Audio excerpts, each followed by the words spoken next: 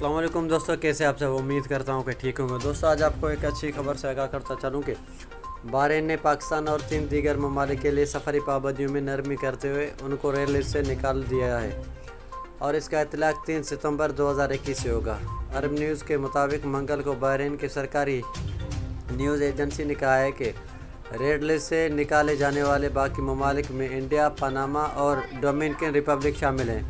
واضح رہے کہ بحرین نے کورونا وائرس کے پھیلاؤ پر قابو پانے کے لیے 24 مئی کو پاکستان، انڈیا، سری لنکا، بنگلہ دیش اور نیپال کو ریڈ لسٹ میں شامل کیا تھا۔